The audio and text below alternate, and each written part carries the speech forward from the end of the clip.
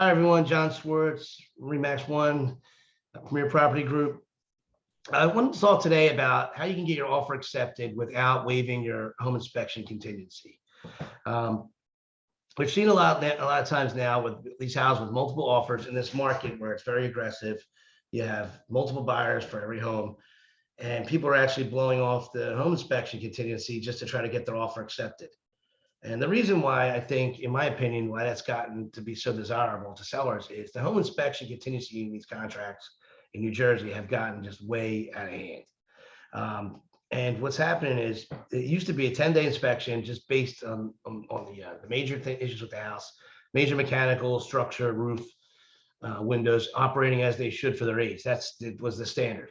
And you got an inspection done. Your inspector looked at these things. If they found something that you didn't see or didn't know in plain sight, when you made your offer, then you could back out of the deal with that. And it was up to $500. The seller had to fix it because buyers put money out for the purchase and everything else in the meantime. That makes sense.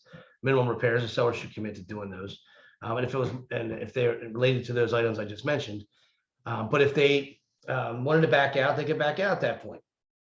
And it was like 10 days. Now it's turned into 14 business days, which in New Jersey, which you have a 3-day attorney review period, which basically a lot of times people aren't doing anything during that period. They're not even considering the contract valid until that 3 days is up. I would disagree with that, but that's what it is anyway. So you're really getting like almost 20 days. And it's not fair to a seller really take their house off the market for 20 days. And now these inspections too, they go through everything now. They go through all kinds of things, add all kinds of items on there. And they're vanilla. They don't, a lot of times inspectors are saying on there, get it reevaluated by somebody else. And when they see something that could be an issue, that's not an issue, they're so vague. And the whole thing just ended up being a different negotiation period, which is like you put a place under contract at a number, that should be the contract price. It shouldn't be renegotiated for 20 days after. So it puts sellers in a position where they're trying to move, make their plans, and nothing's really concrete. And it's also causing a situation where buyers are putting in offers higher than they normally want to just to get the house. And then and the agents are sometimes instructing them to do this is just then try to renegotiate the price after inspections. I just had an agent in Delaware on a property, a HUD property, that just put an offer in over, and from the beginning said, well, she started talking about inspections and said, listen, if you read the instructions, you're going to lose your deposit. It'll go through. It's as is still. They're not renegotiating. She didn't hear me. I could ask for it. You can always ask. Like, no, you can't ask. They're just going to cancel, keep your money. And that's what's happening with that deal. But anyway, that period has gotten so out of hand and so messed up. I think it's very enticing for a seller to drop all that, take the contract price they got, and not have to worry about negotiation down the road or a deal falling apart.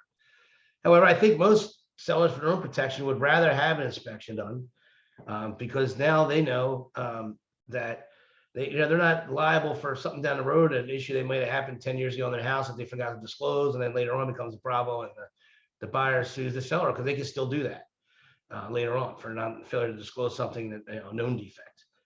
Anyway, regardless, my suggestion: put an offer in, put a 7-day inspection period, okay, and limit it to those items like the major mechanicals, the roof, the structure, foundation, windows, HVAC, plumbing, and electrical, and put that in an addendum. Say my inspection is limited to these items. And put it in a 7-day inspection period. And I think that'll help get your process, your offer accepted versus having a regular 14-day business day inspection. And in that case also, I know people say that inspectors are busy, and they are, but usually I can get one on 3 or 4 days notice, not a problem. And you have the attorney review period. So it actually ends up being at least 10 days. So just, it's something that you can think about, put it in your offer and order it the first day you sign the contract. Don't wait for the end of the attorney review period. All right. And then you order it, and your agent should have a relationship with an inspector and the inspectors are business people too. They want to accommodate. So if you say, hey, listen, I'm in an attorney review. I'm confident that the deal's going forward. Can you pencil me in for this date? I only have a 7-day period. And you can probably figure out this with an inspector before you make your offer. Make sure you can get somebody in with 7 days. You can make that call. But after the 3-day review period, if your seller requires a deposit, you put the deposit down then.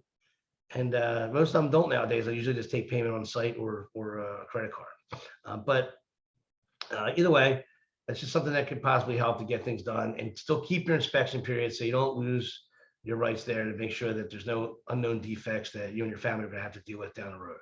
All right. Thanks for watching, and tune in, more to come. Take care.